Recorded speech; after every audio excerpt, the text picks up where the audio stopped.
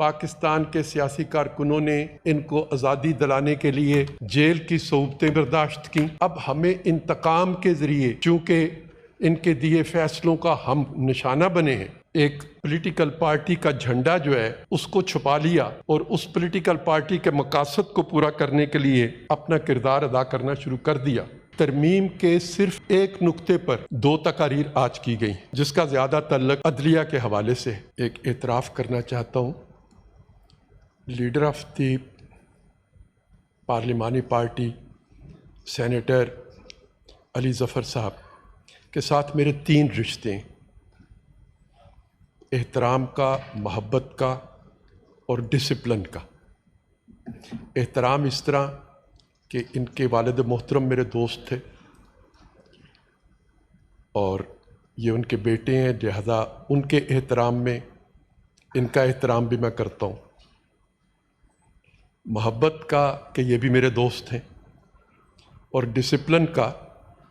کہ یہ ایک ایسی کمیٹی کے چیئرمین ہیں جس کا میں رکن ہوں، لہٰذا میں ان کے ڈسپلن میں بھی ہوں۔ ان تینوں رشتوں کو مد نظر رکھتے ہوئے میں کچھ گفتگو کرنا چاہتا ہوں۔ میں نے ان کی تقریر کو سنا، ایک وکیل کے طور پر انہوں نے ہمیں تصویر کا وہ رخ دکھایا جو ان کا پسندیدہ ہے، تصویر کا وہ رخ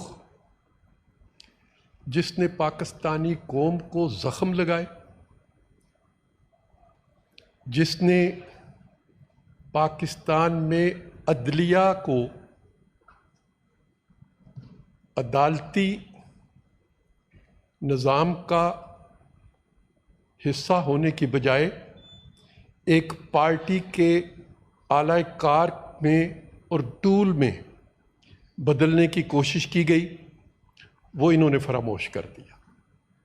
کاش یہ ہمیں بتاتے کہ جس عدلیہ کی آزادی کی بات، اور میں عدلیہ کا لفظ واپس لیتا ہوں، میں جو حضرات عدلیہ کو اپنے مقاصد کے لیے استعمال کر رہے تھے، انہوں نے جب عدالتی منصب پر بیٹھتے ہوئے جو جج حضرات کے روب ہوتے ہیں، جو ان کا گاؤن ہوتا ہے، اس کے نیچے ایک پولیٹیکل پارٹی کا جھنڈا جو ہے اس کو چھپا لیا اور اس پولیٹیکل پارٹی کے مقاصد کو پورا کرنے کے لیے اپنا کردار ادا کرنا شروع کر دیا۔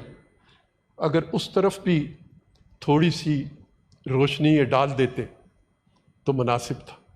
بہرحال مجھے خوشی ہے کہ سینیٹر حامد نے اس کا اعتراف کیا کہ عدلیہ کے وہ فیصلے متنازعہ بھی تھے اور مشکوک بھی تھے اور ناپسندیدہ بھی تھے۔ جناب چیئرمین،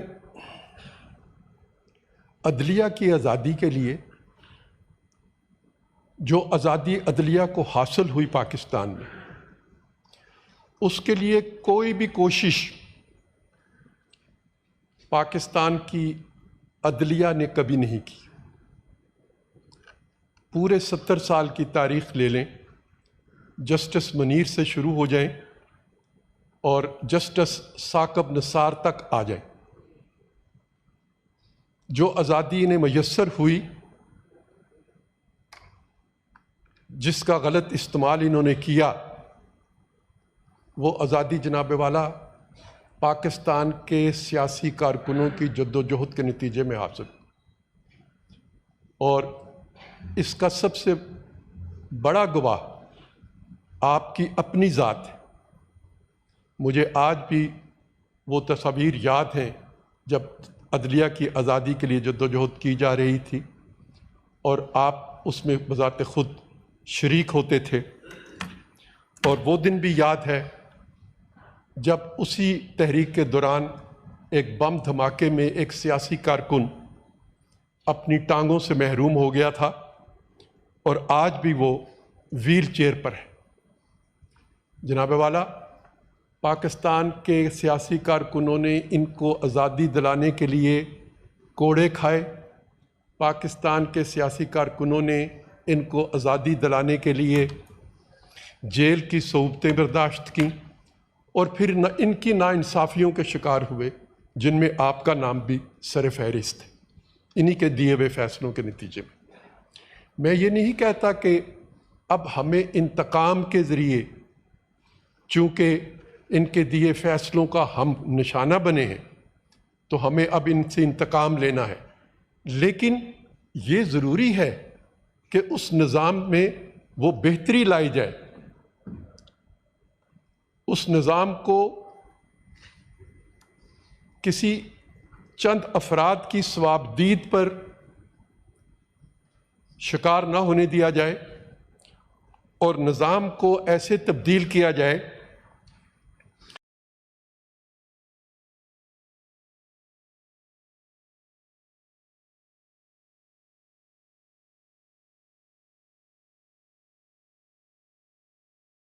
کہ لوگوں کو حقیقی پارلیمنٹ کی جانب سے اور جس کو آج سینیٹر حامد نے خراج، جبکہ مجھے یاد ہے جب وہ کوشش کر لی گئی تو اس کے بعد اس پارلیمنٹ کو بھی لٹیروں اور ڈاکوؤں کی پارلیمنٹ انہی کی جانب سے کہا گیا تھا، اور جناب والا دھرنا سیاست کا آغاز بھی اسی زمانے میں ہوا تھا، جب نظام کو تہ و بالا کرنے کے لیے پارلیمنٹ سے باہر یلغار کی اور حملہ آوری کی اور دھرنے کی سیاست کو فروغ دیا گیا تھا، جب عدالت کے باہر دھلے ہوئے کپڑے جو تھے انہیں سوکھنے کے لیے لٹکا دیا جاتا تھا، اور جب کرین کی مدد سے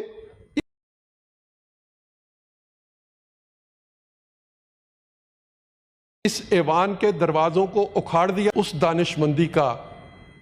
اس بصیرت کا عمل کر لیا جاتا جس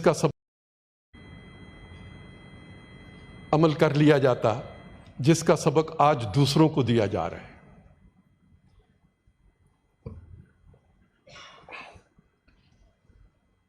مجھے خوشی ہے کہ ترمیم کے صرف ایک نقطے پر 2 تقاریر آج کی گئی ہیں، جس کا زیادہ تعلق عدلیہ کے حوالے سے ہے۔ اس کا مطلب یہ ہے کہ میرے اپوزیشن پر بیٹھے اراکین، جن کی تقاریر میں نے کل بھی سنی تھی، اور کل کی بھی ساری تقاریر جو تھیں وہ ایک گرفتاری سے شروع ہوتی تھیں اور ایک رہائی پر آ کر ختم ہو جاتی تھیں۔ ترمیم کے بارے میں کوئی ایک لفظ بھی میں نے کل کی کسی تقریر میں نہیں سنا۔ آج ترمیم کے کسی نقطے کے بارے میں تو نہیں سنا، صرف ایک نقطے کے بارے میں یا ایک شق کے بارے میں 2 تقاریر سنی ہیں۔ لہذا میں اس سے یہی مطلب اخذ کروں گا کہ میرے ان ساتھیوں نے جو ہاؤس کے اس جانب بیٹھے ہیں، انہوں نے ترمیم کے باقی تمام نکات کو تسلیم کر لیا ہے۔ مجھے خوشی ہوتی کہ اگر یہ جو کمیٹی بنی تھی اس میں شرکت کرتے، اس میں شرکت فرماتے اور اپنی یہ تجاویز اس کمیٹی کے سامنے پیش کرتے جو آج یہاں تقاریر کے نتیجے میں پیش کی جا رہی ہیں، تاکہ وہ کمیٹی اپنی رپورٹ میں ان کا ذکر کرتی، اور جب یہ ہاؤس میں آتا تو ان کی تجاویز کو اور ان کے مشوروں کو بھی ضرور ہم دیکھتے اور اس کے مطابق پھر وہ اپنے ووٹ دینے کا فیصلہ کرتے۔ آخر میں صرف یہ گزارش کروں گا کہ میرے یہ محترم دوست، اور میرے خاص طور پر ایسے دوست جن کا میں 3 وجوہات جن کی میں نے بتائیں کہ میں ان کا احترام کرتا ہوں، کہ آپ انہیں ہدایت کریں کہ وہ جو اسٹینڈنگ کمیٹی جس کے یہ چیئرمین ہے اس کے اجلاس کو تو بلانا شروع کر دیں، تاکہ وہ جو کام معطل ہو چکا ہے اور ایک پوری وزارت جو ہے وہ احتساب کے عمل سے بچی ہوئی ہے، اور اس احتساب کے عمل سے اس کا بچ جانا جو ہے اس کی وجہ ان کا عدم شرکت ہے. اور یہ سہولت جو انہوں نے ایک وزارت کو دی ہے وہ جمہوری اصولوں کی نفی کرتی ہے, وہ پارلیمانی اصولوں کی نفی کرتی ہے. یہ اگر اس معیار کو بھی سمجھ لیں اور اس اسپرٹ کو بھی سمجھ لیں اور کمیٹیوں کے اجلاسوں میں جن کے یہ صدر ہیں اس میں یہ شرکت شروع کریں, ان کے اجلاسوں کو کریں تاکہ پارلیمانی نظام کی روح کو برقرار رکھا جا سکے. بہت بہت شکریہ. سینیٹر اعظم سباتی صاحب.